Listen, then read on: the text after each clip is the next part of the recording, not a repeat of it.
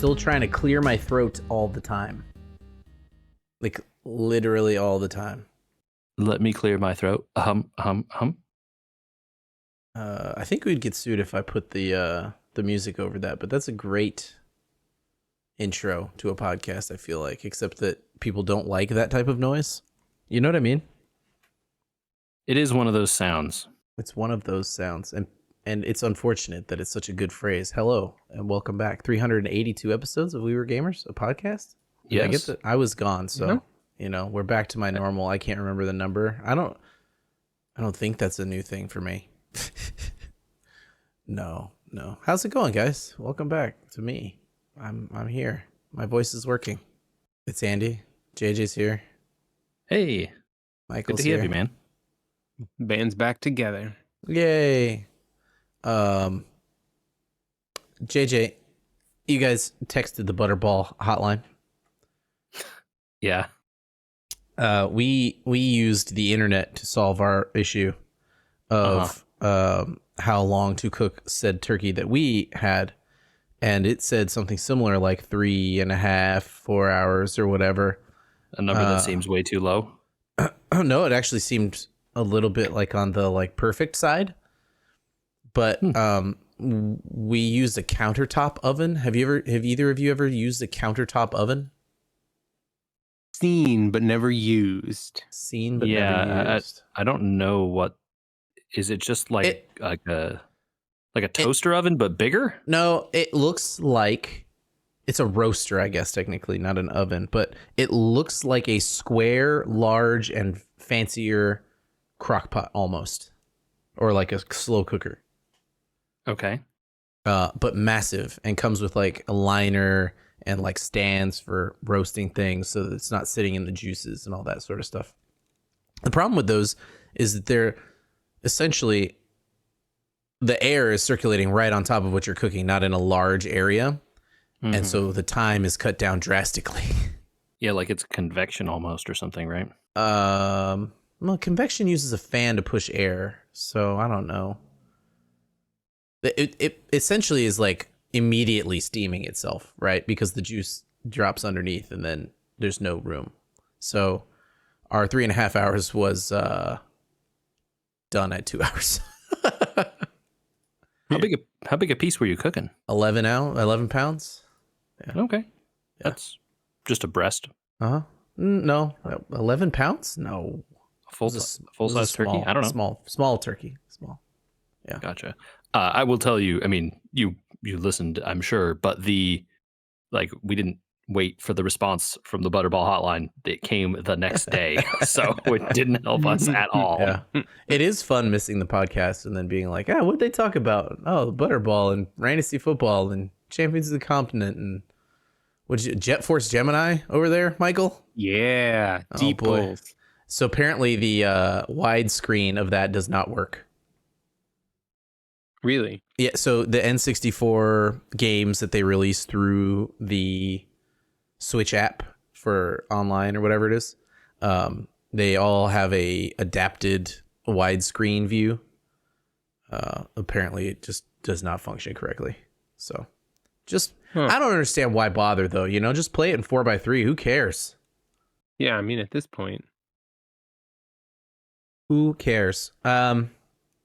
Kind of leads me to a retro question I've been burning to ask you guys since Thanksgiving. Okay.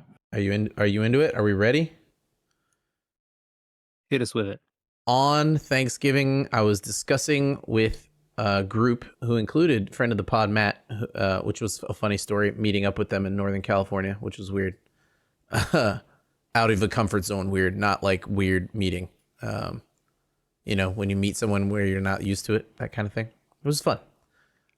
We got to talking about games because you do. And someone said something along these lines. I've been feverish and it's been a while, but it was basically like, oh man, if they still made games for that, I would still play it, Mm-hmm. Regarding, I think, the SNES or something like that. And my question, and I think I want to, I'll pose the question, then I'm going to preclude something. If a system were to get revived by a first party, which one do we think it should be? I don't mean like what Nintendo's doing, and that's why I wanted to talk about it right after this. Nintendo porting the games to another system is great for people to be able to play them later and emulate them and preserve them and play their games without having to have old hardware. But what if they were to bring back, and maybe the mini consoles count, you guys debate that, but what if they were to bring back any console? What if the PlayStation 1 were to get made again and make discs for them? Which one should it be? I guess the question is, like, making the thing and putting the discs out is all well and good, Who's but going to buy it? and what discs or what carts, right? Because if we have to go with the like, Nintendo is going to put out Nintendo's first party games again on the cart, it's like, do you need a different copy of Super Mario World, man? Like, I think we got it, for people that want the physical cart, that's great, but I can't imagine there's that many people that want that. I imagined in my mind a version of like maybe an NES coming back, and they had not the huge carts, but smaller like Switch style carts or something like that. New box art, new this, new that, new kind of like redesigned versions of. And I was thinking and hoping, that it would be something along the lines of like an Atari, improved Atari or something like that. But I couldn't think of which one people would actually buy. I think that's the real problem, right? Well, you see the market for higher end emulator consoles, or I'm specifically thinking about like analogs consoles, right? Like you can dump a cart straight into those and play them, or you can run ROMs on them. They're all high quality, etc. So there's a small market for the idea of being able to play the things again. So is there a market in not just doing the mini consoles, which are like, Raspberry Pis? I think the important distinction there is stuff like the analog is a hardware emulator, and the hardware is what's being emulated, and then you just run the software normally, right? As opposed to, a software emulator, which there's a billion options to do. You play it on your phone, for goodness sakes, right? And so if you're talking about stuff like that, I think that market might already be covered by people like Analog, Do you want Nintendo coming back? I mean, I guess they already did sort of with their little mini consoles. Right, yeah. But then also saying that now you also have to buy the carts from us again, right? I don't know that anyone wants that. Is there a market for them to sell miniaturized carts or whatever that are super not expensive or whatever? I mean, it doesn't take much to buy an amiibo. I don't know. If you could price them along the lines of like, hey, do you want like a cool little system that plays the games for like $15 a pop? They're somewhat retro styled. Maybe there isn't. Maybe there isn't a market for this area of things. Yeah, I think it's just going to be too hard to hit price points like that, because if you definitely could get to $15, right? I think that you might definitely have something, right? Because that's cheap enough, or even like $25, right? That's cheap enough that you could, buy it on a whim, give it to someone as a gift, but grandma could buy it for kids or whatever. That kind of stuff that price point is so accessible. But I think the reality of the hardware and the licensing and all the people that would have to be involved in making something like that happens just means the price can't possibly get that low. There you have it. Unachievable. But it would be cool. Like, I would love a miniature or even more miniature PlayStation 1 that played like, I don't know. I guess it would have to be the size of a normal CD, because I don't think you could get it smaller than that. Well, what right? if the PlayStation 1 but the games came in carts this time, like we could do that now. You just have the PlayStation 1 and you just pop in carts or something. Yeah, that ruins some of the fun though, right? The like spinning nature of the disc, and the like fact that you could skip, and the fact that there was like popping the CDs in and out was one of the like feelings of playing that game or that console for me anyway. Yeah. That moment when you got to the load next disc screen. Load nest. And then you had to wait because that disc, you could hear the disc spinning feverishly Yeah. trying to load. This right here, this part of this was the beginnings of this conversation of the lack of physicality of those mini consoles was a reason two of the people in that conversation, myself included in that, did not buy them, was because it's like, yeah, but what's the difference between the Nintendo version of the mini console and my Steam Deck? You know, they're the physicality. Yeah, very little. So the physicality of my Game Boy, of my Analog Pocket, of the one or two systems I still have, the nostalgia of what you're talking about, physically manipulating what you're going to do next was one of the things that really kept us from engaging with those things. So we didn't, you know, we started fumbling with terrible ideas about how we could make those types of things. I definitely think there's maybe enough market for Nintendo or Sony or whomever to still sell old controllers. Oh yeah. Because the feel of an NES controller is, it's part of the experience, right? And so if you're playing that thing and you have to use a Steam Deck, a PS3 controller, a DualShock, whatever, an Xbox Elite, whatever you have to do, that's not going to feel the same way as holding an NES controller in those like purple and gray colors in your hands. And so Nintendo, I think they would be wise, because guess what? Don't even change anything. Just sell it the same as it was. Everyone makes adapters to plug those things into PCs or USB or whatever. You've got Nintendo and 8BitDo making both of those companies making 2.4 wireless versions of those controllers now. Yeah. Oh yeah, like totally with the GameCube stuff and Wavebirds, like all that stuff. Dude, bring back the Wavebirds, important. Somebody. All that stuff is hugely important. I think they used to with Smash, right? I don't know if that's still a thing. Anyway, Wavebirds are awesome. That stuff is like, there's a market there, and there will be people who want to continue playing those consoles or using the same controller on a PC or whatever else, Bluetoothing it to your phone, whatever, for a long time. Way more of those people than would want the physical console itself, I think. Free shout out. That seems like a business idea to me right there. Yeah, well, free shout out to the Retro Fighters people who remade the N64 controller into a very nice, comfortable, modern style layout where it moves the buttons around and there's no center stick and all that sort of stuff. Very, very good ideas, keeping those types of controllers alive. Diablo 4, you play on a controller, JJ, and I don't know how you do it. I tried and I hated it. It's really easy. I mean, I guess I don't know what build you're playing. That probably has a big effect. Yeah, it's a lightning ice sorceress build, I guess. Okay. I think there is something to be said, at least for the last time I played Sorcerer, which was when the game first came out. You got a lot of like directional stuff, and doing that as a sorcerer might be with a mouse. Doing that with a controller might be rough. There? No, man, my brain decided it didn't want to do it, and had to force it through. I love the mid sentence shutdown. I've been doing that all month, and it has not been a very long month, so but so. I'm playing. I have been playing Necromancer more recently in that game,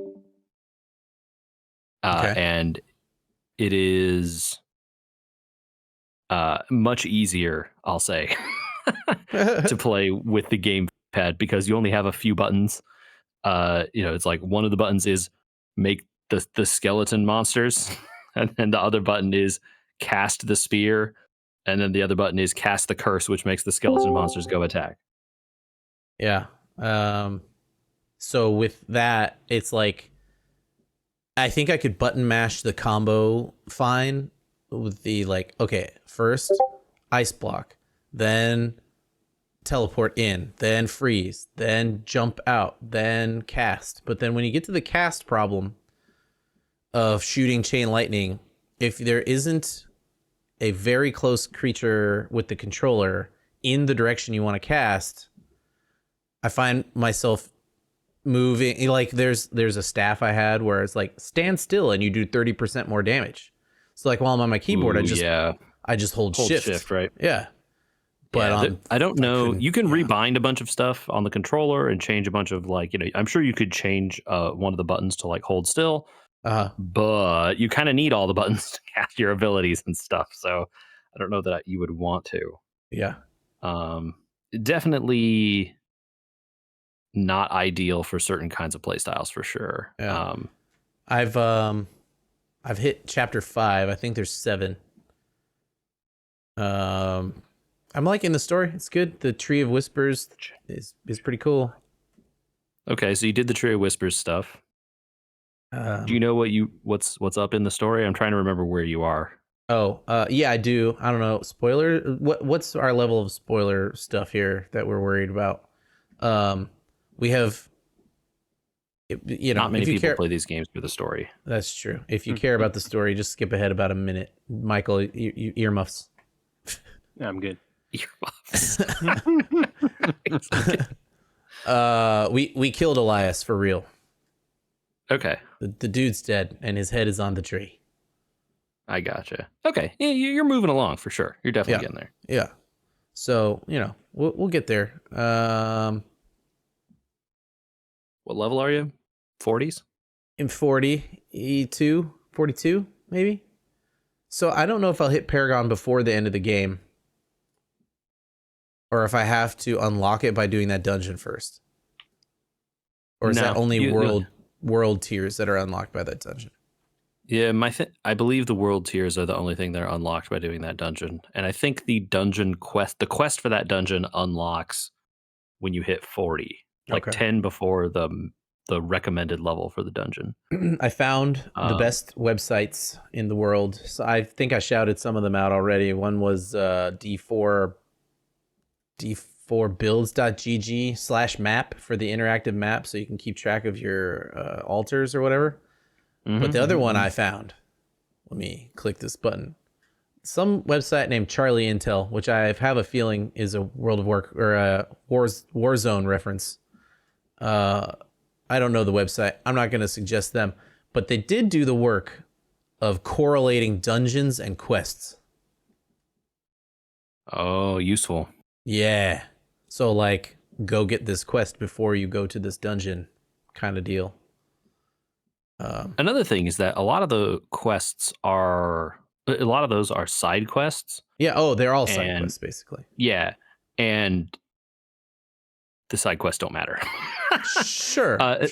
They matter in so much as if you want to get like all of the reputation levels in that area or whatever, you're probably going to need to do most or all of them. Yeah. But also those things don't matter. Once you get above like level 2 or 3, whichever one it is that gives you that last skill point, the stuff above that is just gravy. Who cares? Yeah. But 3 takes a little bit of work. So something I wanted to find out if somebody had done, and they did it. So you know what? I'll free advertising. Thanks for doing work. I'm learning that. Yeah, great. That's very useful. I didn't even know that someone had done that. That's actually awesome. Very smart. You also grind that reputation every time you do like nightmare dungeons and dungeons in those zones. Oh, so if you're just running those dungeons just to do them to get experience or to get glyphs or to get whatever other stuff that they give you, you get a little bit. Okay. But the game is all about grinding and doing stuff over and over again. That's the deal, right? Don't know if I'll stick through Paragon. I got a lot on my plate. But not so much on my plate as the gentleman that I saw at Costco this week. Are you ready to adjourn the court? Adjourn? I've been waiting to hear this story. Oh, hear ye. The Food Crimes Court is back in session. I've done the wrong direction. Adjourn means to end. But we're going to adjudicate, since we're going to use another A word. Adjudicate a crime. I got to set the stage for you just for a second. We're at the Costco. The Costco has a food court.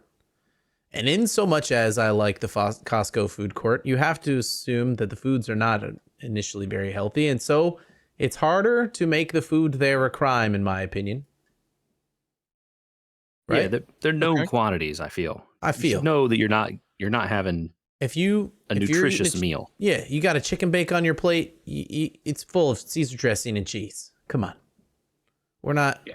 we're not looking for high class living. I'm not going to judge people for what looks like their hot dog. However, I saw a gentleman walk by me dabbing his slice of pepperoni pizza with napkins, for which to remove grease. Understandable, seen before, acceptable, smart even. Yeah, I do this sometimes. No problem. We're good. A few minutes later, when cleaning our place and taking our trash, I walked by the condiment station, and said gentleman was at the condiment station with his back to me, I assume having gone back for seconds to get a hot dog.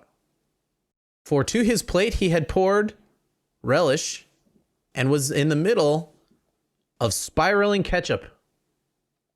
He then turned around, and that same uneaten slice of pepperoni pizza turned towards me and was completely green and red on top. There was no hot dog in sight. He had not wrapped the pizza around something as if it were a bun. It was just relish and ketchup on top of pepperoni pizza. I submit such as a crime. Wow. Was there a child with him? Nope. Feels like lost a bet.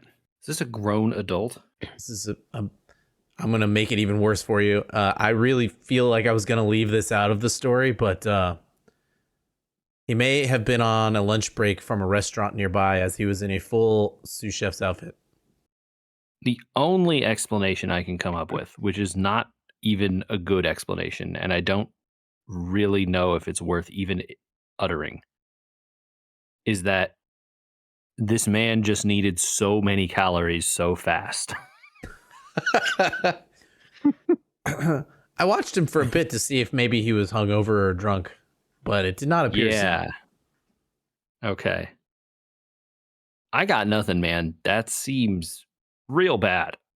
I Just in can't. the taste profiles. I almost gave him the ketchup. Almost. Like, people put ketchup on eggs. I've done it now a couple times because my cousins do it, and it's like, okay, I get it. I get the flavors here. Not my favorite thing. I'd rather have Tabasco. It's a similar profile without the sugariness. A little bit of heat, you know? So, like, I get it, right? Maybe ketchup. What's the relish about? Yeah, they're both so sweet.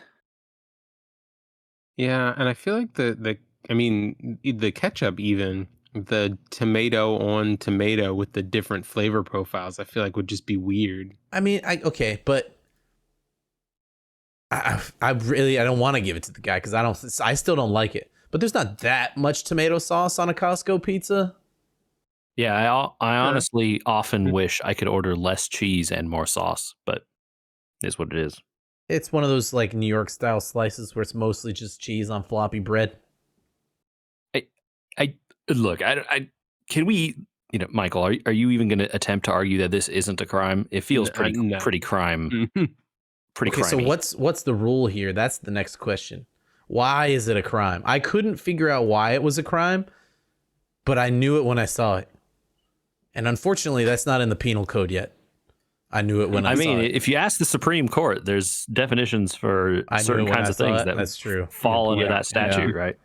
Yeah. But I think that we are the Supreme Court of food, certainly. So that's within our purview if we felt we needed to. We also have the power to be better. Let me just say. Fair. You know what I mean? Not that hard. Not that hard. Somebody buy this man a hot dog. Wow. We That's will not maybe the accept punishment, man. bribery, Michael. Come on. But I think, okay. Look, if he was just taking a bit of relish and putting it on the pizza, a squirt of ketchup and putting it on the pizza, One you or probably the other. wouldn't have even Not both. said, even both. No. You probably wouldn't have said anything. Mm. You'd have been like, that's weird. Mm. And then we would have had a discussion about how it's weird. But the fact that he drowned the plate in it is what's telling you that it's a problem. Sincerely, right? I'm not trying to over exaggerate. There was a visible spiral of ketchup on top of what looked to be a blanket of relish on top of pizza. It was hideous. It looked like Christmas on a plate. There was food under it. He was supposed to Did eat he it. eat it? Yes. You saw him pick it up. I dragged my feet enough to watch him eat a few bites before I decided that we needed to leave. Yeah, reasonable. Why would you be around something like that? Horrible. Yeah. I didn't want my people in tow, my responsibilities, to get any bad ideas. They were impressionable. You don't want to. Yeah. You don't want if them they around see that kind something of like filth. that. Yeah. Look, if you had taken like a squirt of ketchup on pizza, I don't think that sounds any good. No. But people eat all kinds of weird stuff. Sure. Okay. Uh-huh. Relish on pizza also sounds bad. But okay, sure. If they're drowning it, something else is going on, and it's like, if this bad. was 2020, I might have said maybe they got COVID and they can't taste anything. could Maybe be, they I still don't suppose. have a sense of taste, but then clearly. kind of hard to work as a sous chef. He was dressed in all black. I don't remember what you call that outfit, but it was the full outfit. So unless it was Halloween in his head, he was definitely working nearby in a restaurant of some kind.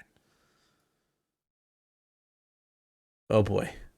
I think the only way it's not a crime is if maybe you got it in a blind bag, a mystery bag, let's say. I was going to say if it was like a dare and someone was forcing him That's to why I eat asked this. about losing the bet. Yeah. Well, did anyone dare you to buy a mystery bag of alcohol, JJ? No, I Did you did dare this to yourself? But this was a fun little adventure. We went on a vacation a little bit for the Thanksgiving holiday, and while we were out there, we were chilling, watching, I think, college football. Maybe it was basketball. There was a lot of college sports on that weekend. It seems like despite having multiple pro football games that people are really invested in, college sports overtakes that all during Thanksgiving weekend. It helped that I'm with the number one high school and college basketball specifically obsessed person that I know in my life.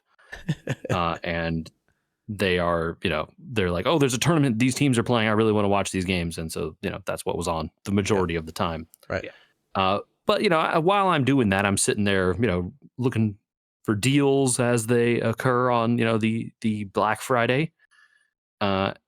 Which, I mean, this is a whole separate topic, but like, kind of weren't any deals. I don't know, you guys, do you even see anything that looked good? I found some stuff that I was waiting for to go on sale, and they went on what to me was minor sale. I was like, I definitely passed up that deal earlier in the year kind of thing, But I took a peek at like Micro Center and a couple other places, and like none of the PC stuff was on decent deal.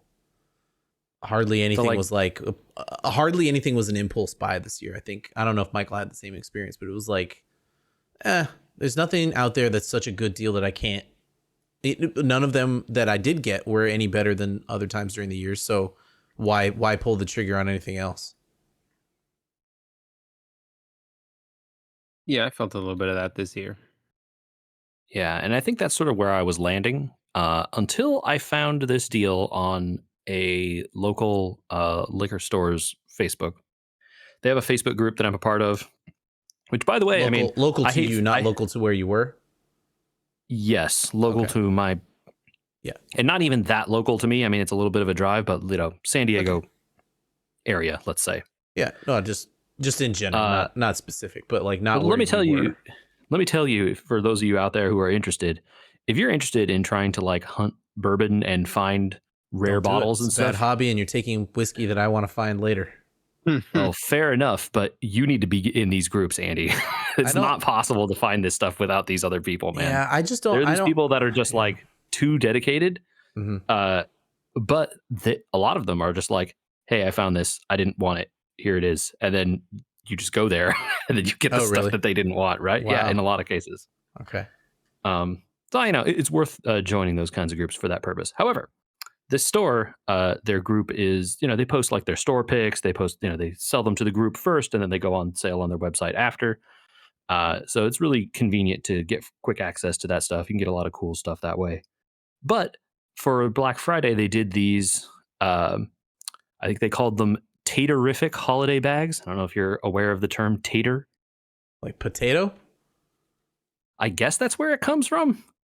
I'm not really sure the origin of the phrase, but it's basically like people who are, or bottles that are like really highly sought after or overhyped to some degree, or just like stuff that everybody wants that people are always talking about, you know? Why are people looking for potatoes? I don't know. Very it's the term confusing. that comes up for it, you know? Okay. The joke a few years ago was that Trader Joe's one was a tater bottle because, you know, all the people would buy them up and then try to flip them and be like, oh, look at these sick Trader Joe's bottles, you know, it's Buffalo Trace or whatever, and like make a bunch of silly things in there. Anyway, It was good, the stores, but it wasn't worth paying aftermarket for. God, no. And like, you know, don't pay aftermarket on anything, people. What are people doing? Don't do that. Well, do you, but yeah. it's not worth it in my book. Yeah. So certainly don't do it as an investment. Right. 1,000%. So the store posted this like, hey, here's a link. We're going to do these mystery bags. We're going to sell 75 of them. And every bag is going to contain one highly sought after bottle and then a number of other bottles to round out the price of whatever the highly sought after bottle is, plus these other ones to make the total that you're paying, which is $250. Yeah. Seems reasonable. They post the list. So you're not getting the a deal, except if you go into it's a deal aftermarket if you're pricing. Right. And of course they would tell you like, hey, don't flip the bottles. Like, don't do that. We're doing this for our fans. We're doing this for our, you know, the people who come and support us. You know, we want to make a fun thing out of it. You know, don't be a jerk and go flipping this stuff. Buy it, enjoy it, share it, you know, do whatever you want, but, you know, trade it with other people, I guess. Drink it. Yeah. So the bags will have, you know, some of the MSRPs of these bottles is like, you know, $60, $70. And some of them are up to like, you know, $210. Some of them are even up to like almost $230, I think was the highest priced one. And they post a list of all the 75 bottles and how many of them there are. Some of them there's only one. Some of them there's like 4 or 5. A couple had 6, right? I think 6 is a case for hard alcohol. Yes, it is. That's correct. Because when I found the Trader Joe's, it was in a case of 6 sitting on the floor. Yep. And they were like, do you want the whole thing? I said, yes, but no. Yeah, I do. But that's like over $200. Let's be reasonable. I'll buy 3. Yeah, there you go. So reasonable, Andy. I don't blame you at all. I mean, it's got to last a year. There you go, right? And it's like the best one. It's just so cheap and so good.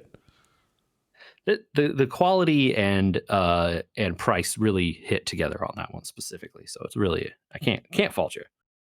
Yeah. So yeah, they post the list. They post how many of each bottle there is. They post so like effectively you look at that list and you go, okay, if I paid $250 for just this, because you don't know what you're going to get for any of the other stuff. The person said like, hey, I guarantee none of the other stuff is going to be like complete trash that nobody wants. I'm not going to give you like a 175 of Fireball or some vodka you've never heard of or whatever. It's going to be like whiskey that is, you know, like standard releases, standard Buffalo Trace, standard Old Forester, standard, you know, other bottles that exist out there that are just like normal 100 proof, like nothing interesting whiskey, right? So you're guaranteed to get like some baseline level of other stuff that's probably fine, and then one rare thing.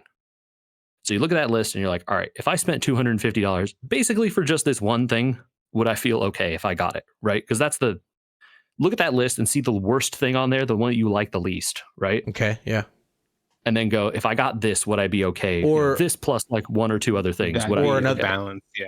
Say that again, Michael. Balancing. I was gonna say that being what the balance of what you were paying for, right?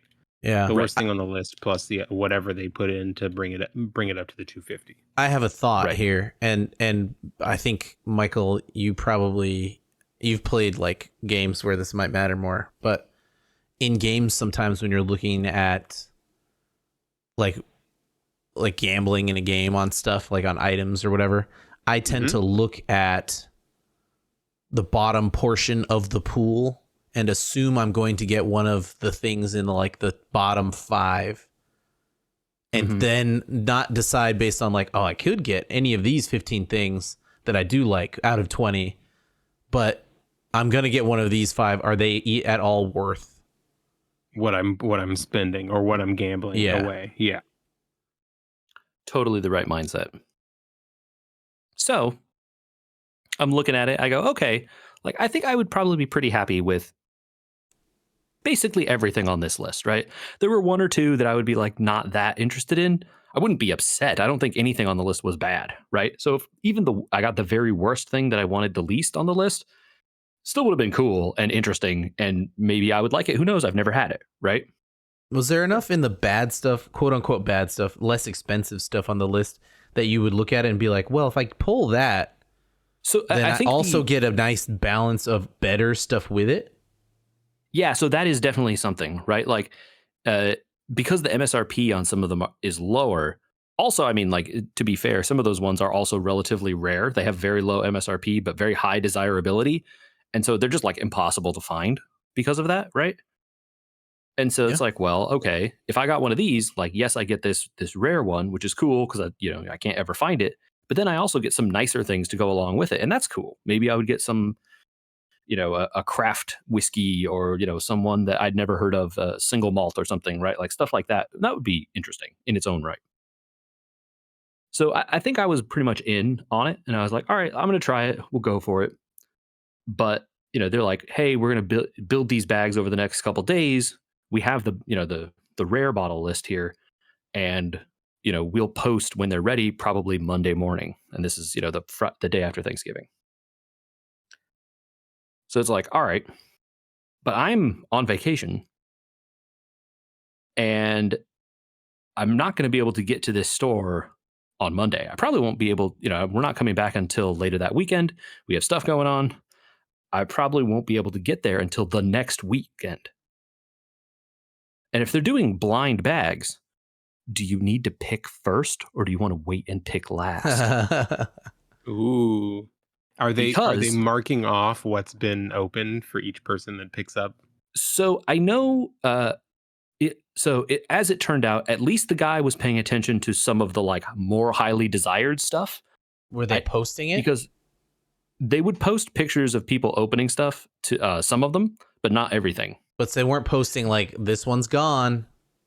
Well, they're posting pictures, and you can see the thing that people opened. It's clear in the photo, right? Right. So when someone got like the old Fitzgerald decanter, that was like one of the first ones that was opened. Like that was clear that was gone. That was a one of in the entire 75, right? Okay. Someone got like a bottle of Old Carter, which is like another $200 bottle. That one was gone. So he did, but also some of them were shipped to people in other states or other areas. So he didn't know exactly, like he was FaceTiming people apparently, and like letting them look at the ones that hadn't been picked from, and then, saying, all right, like you get this one, I'll mark it down for you and not give it to anybody else or whatever, and then shipping it. This is super on the edge of what I would imagine they could do legally. I mean, you've paid, they have they're a liquor store. They sell liquor, right? Yeah. They can ship to some states. Mm-hmm. This is within their license that they sell online. So it's not, any less illegal than anything else they do, right? Okay. I'm not saying they did anything illegal. It just seems like, wow, I wonder how hard that is to do and how not to break the rules doing it. That's neither here nor there. Forget about it. Yeah. This is a side thought. But, he's keeping track of like some of the things he knows that are in there. And so by the time, and then, I had no choice, right? So we weren't going to be able to go until the next weekend anyway. So it's like, all right, well, I'll go for it. And I guess we'll just see what's left by the time I get there. And so like, during the week, they're posting a photo or two every couple days, or, and so I'm wondering like, how many are even going to be left? Am I going to be the last person to come in? Decent question.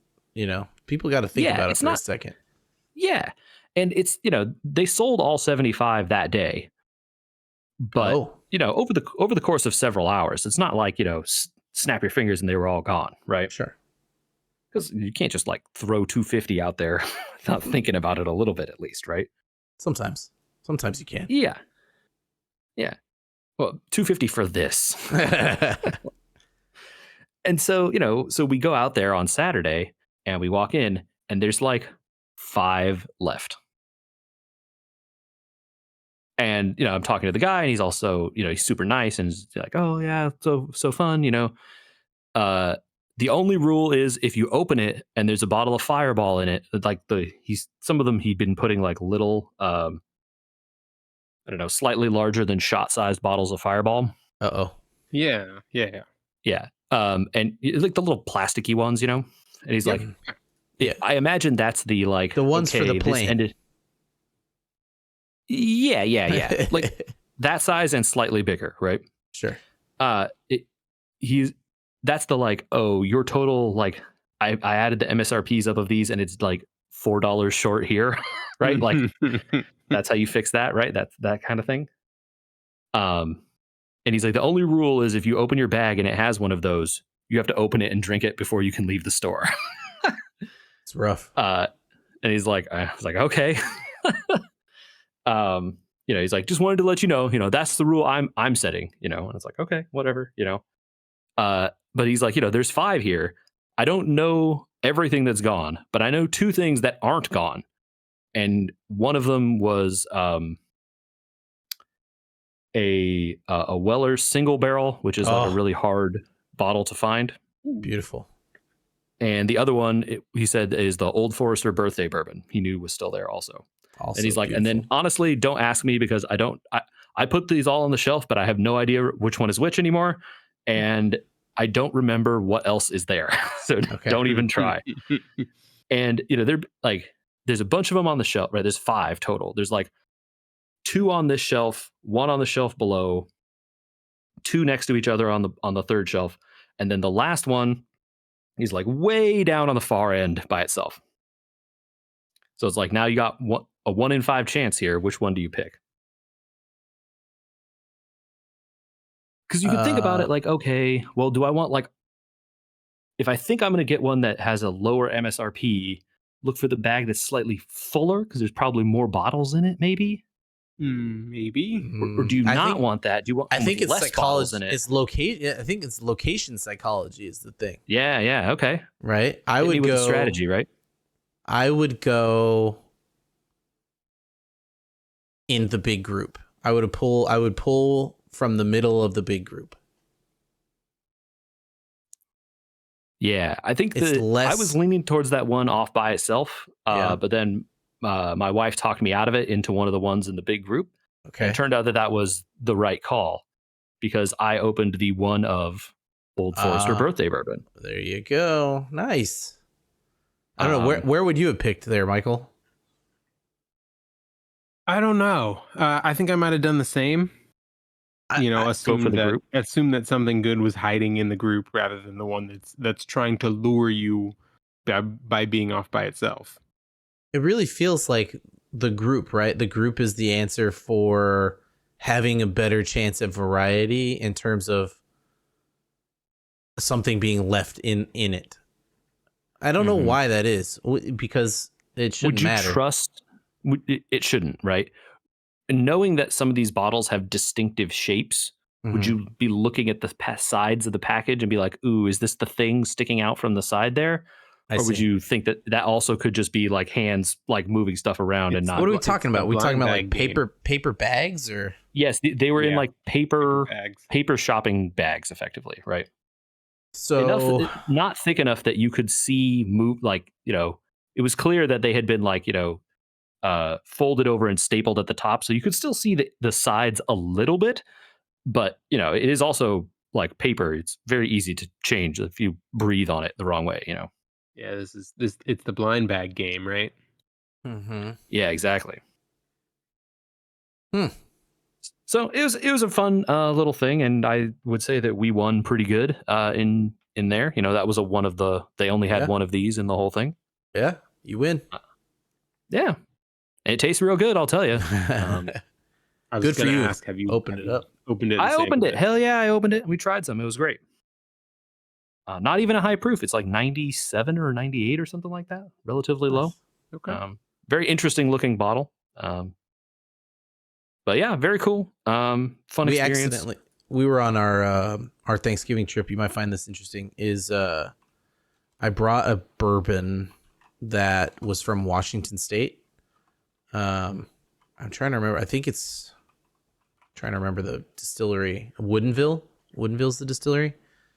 And I had gotten a bottle of like 90 proof from them, and it was okay. I was using it for drinking in mixers and stuff like that as my bourbon after trying it a couple times. But we ended up at a house that had another bottle of it, and it was like cask proof. And I've never tasted a cask proof that tasted so smooth before. It's interesting, right? Yeah, it was very strange how it went from to like, oh, that's really good. So kind of a surprise there when you think that you've got something that most people don't, wouldn't know. And then, oh no, I have a bottle of that, So it's pretty interesting the difference a few points of proof can make also.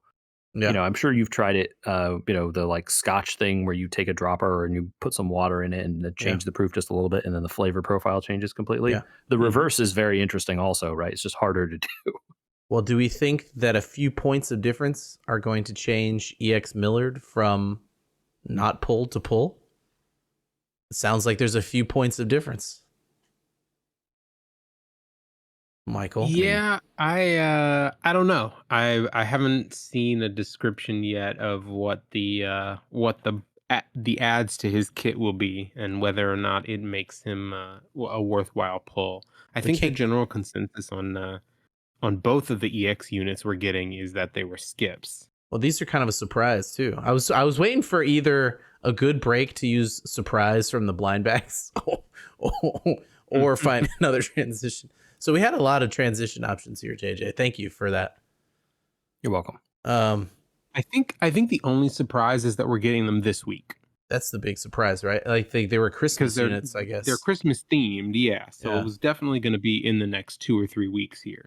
Yeah. So do you follow enough to know then does that mean we're getting some sort of huge unit by the end of the year? I don't. I think it's everything that I have seen is still speculation. I think that what's at the top of a lot of people's lists, at least in terms of what they're guessing at, is that we'll get Leon in the Sacred Blaze banner. Oh, good. A skip, because I don't pull Sacred Blaze. Yeah, his utility has kind of been shaken up by the buffs to the Ian version of Roland, and then whether or not people have Krauser. So I think some people are kind of split on whether they decide to pull for Leon or wait until Detrina gets added to the Sacred Blaze and then pull at that point and see, pull to the 6,000 and see what they hit along the way. You guys did some COTC chat last week, most of which I really liked.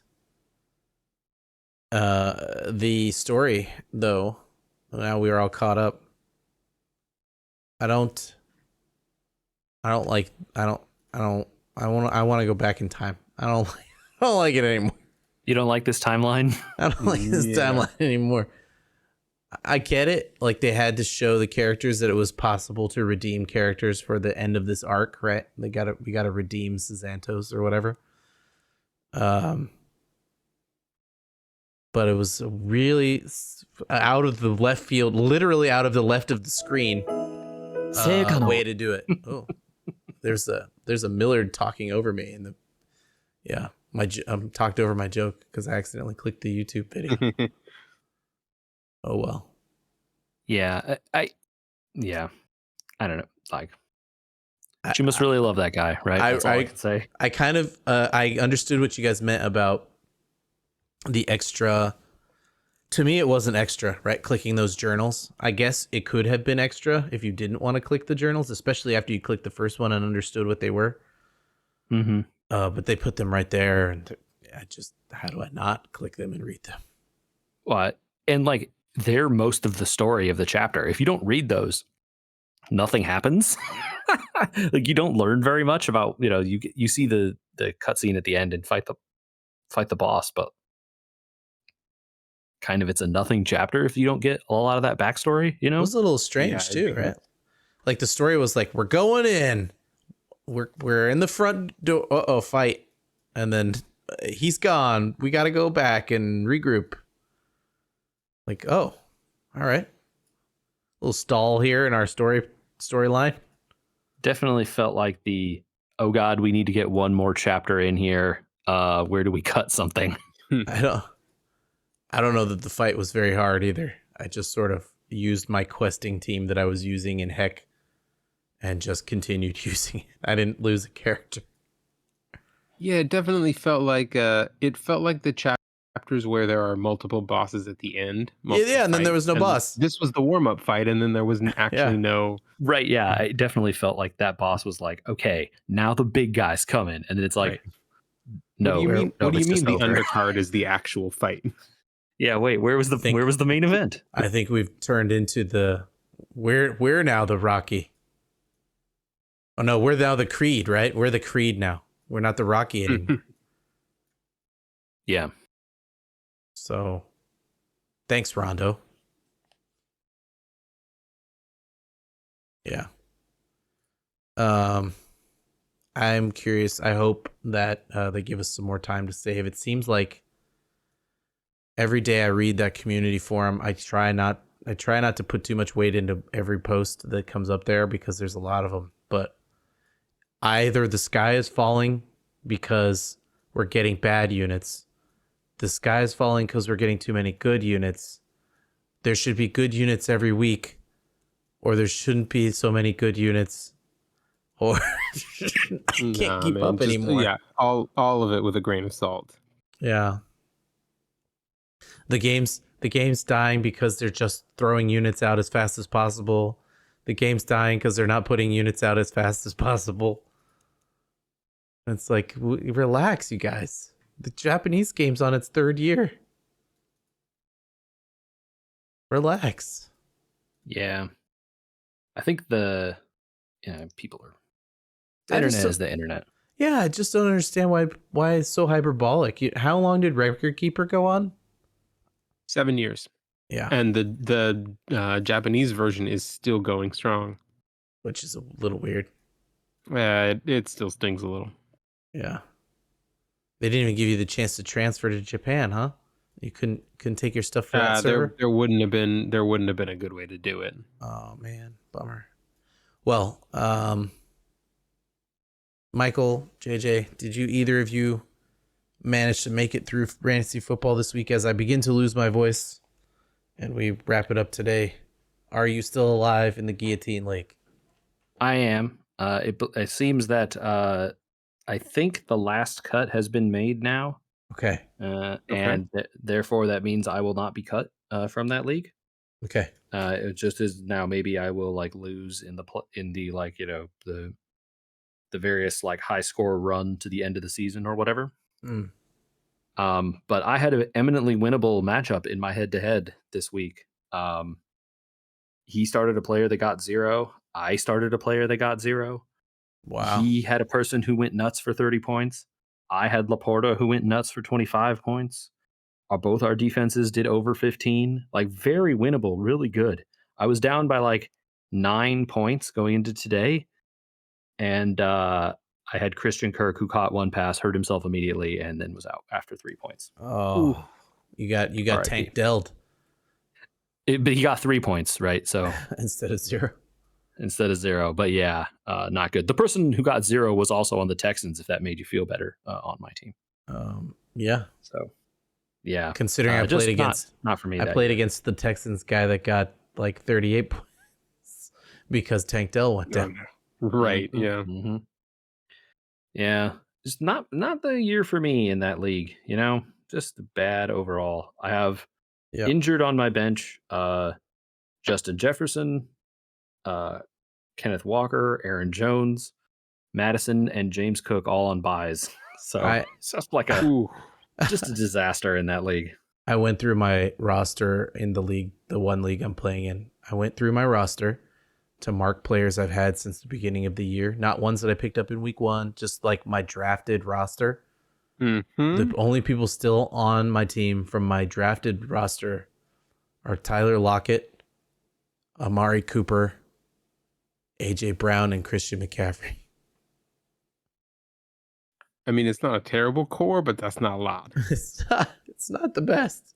I mean, AJ Brown and Christian McCaffrey are about the best. And I'm just waiting for the other shoe to drop on those two. Yeah, Jacksonville's quarterback got hurt supposedly, so yep, had to be carried off. Even no one is immune. It's not good, man. They got to do something. This is a major feels particularly bad this year, doesn't it? It does, doesn't it? I wonder if someone's already doing a study. Oh, sounds like the people are motioning or whatever for them to outlaw the tush push. The what? Have you watched any football? You can't have not seen this. The what? The tush push? Am I crazy, Michael? Do you know what I'm talking about? You're going to have to describe it because I probably know what it is. I just am not familiar with the term. Okay. I mean, it's exactly what it sounds like. They're at the 1 yard line. The Eagles specifically all line up and they shove Jalen Hurts over the 1 yard to gain. Oh, bush push. It's for the USC player. Yeah. No, no one calls it that because he's not in the league. But because they're literally pushing his behind, right? That was known for him when he was playing in college, right? That was I think that's a Pete Carroll invention. Well, I don't know what it been around. I think it's been around. Yeah, I don't know what the invention is, but it has gotten very popular this year across many NFL teams, not just the Eagles. Everyone is doing it. We're all pushing each other around. Yeah, right. The big thing I saw this year that seemed to be causing tons of injuries is that hip drop tackle. That is the other one that it sounds like they're going to try and rule on. The hip drop and the this pushing at the 1, basically. Well, it's funny because the hip, pushing. The hip drop tackle is the response to don't touch them below the knees, don't touch them above the shoulders, don't touch, and it's just like, why don't we just play flag football, please? Because every instance of trying to make injuries less is causing more problems. Yeah, I mean, there's no maybe there's not a safe way to tackle is what you're getting at there. Maybe. I mean, it's possible that's somewhat the answer, right? Like, I don't know. I'm not trying to be pessimistic or what's the other word where people are just like, well, why don't you just change the game so there's blah, blah, blah, like the angry people are like, it's not football anymore anyway. I'm not trying to be that guy either. I'm just trying to say, like, it seems like every change in the rules, they come up with some sort of different way to throw the body that they shouldn't be doing. In an effort to like still make plays. And it just seems like it's not working that way. Well, that's a dour way to end the podcast. On that note, if you have different tackle suggestions, email them to the NFL. We don't care. Yep, there you go. Boom. But yeah, you can send us actually good emails to podcast@weweregamers.com, podcast@weweregamers.com, podcast@weweregamers.com. Send us emails 3 times. We're also on YouTube. You can go to youtube.com/@weweregamers and get all of our good episodes right there. Yeah, those are fun. I try. In limited time. Those are you fun. You do try, bud. Good job. Yeah. They look good. It's nice to have something that you can make in limited time, right? Like we all have limited time. And it's cool.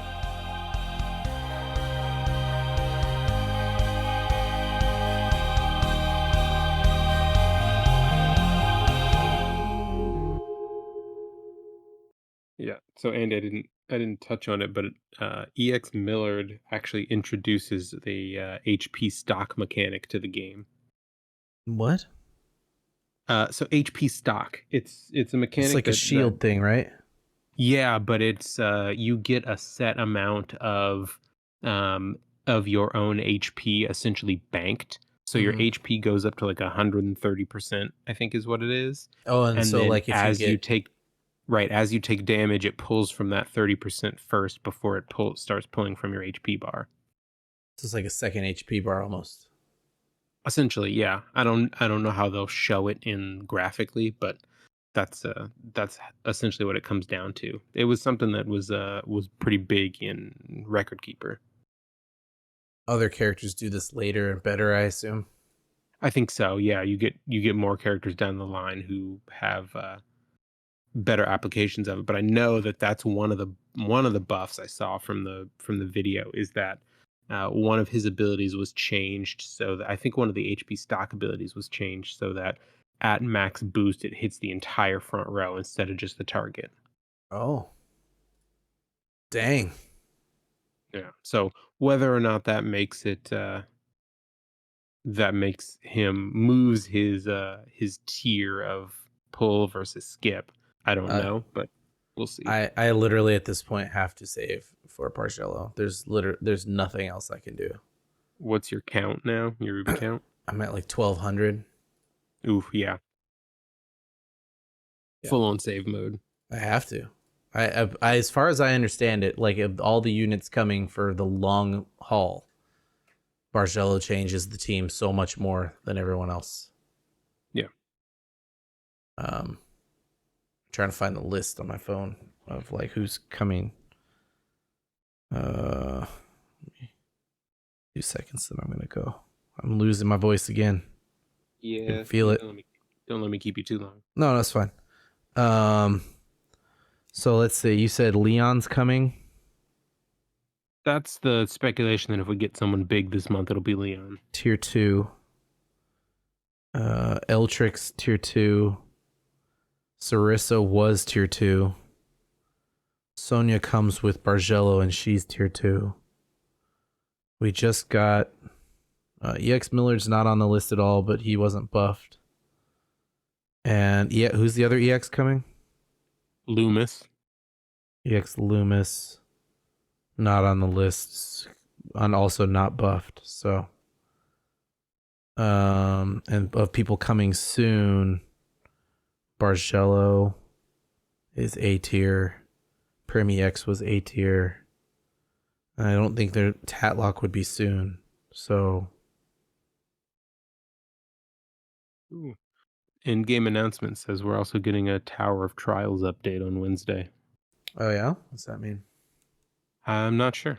They might be adding Elite Tower? I don't know. I barely made it through getting any of the towers done from the last couple weeks, and I didn't even do Warrior. I did Warrior enough to get the ticket, the pull ticket, Yeah. and then I just stopped because I've already gotten the 5 EX5 on it.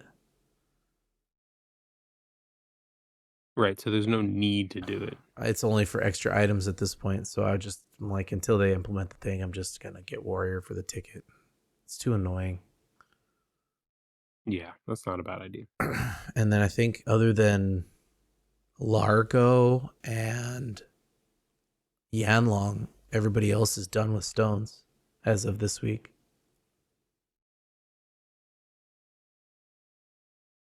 Yeah, they are. So I need to do some EX5s for all the other classes because I think Warrior's the only one I've done.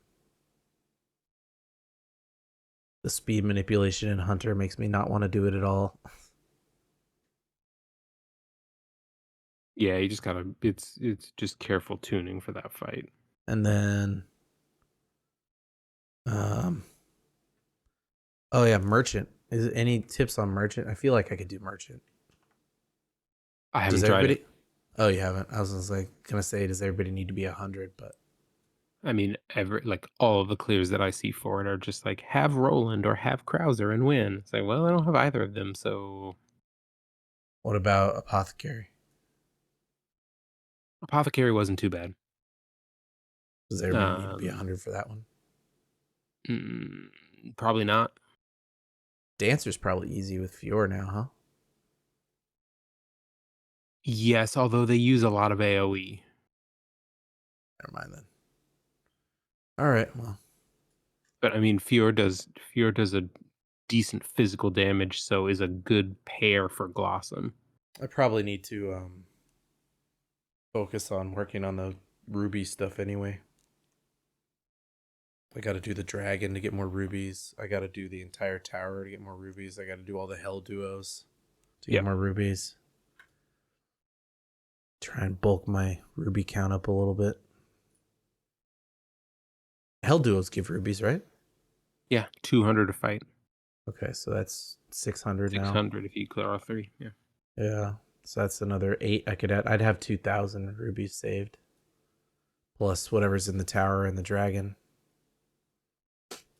The dragon Ruby Dragon gives you. Oh no, the dragon board. You mean? Yeah.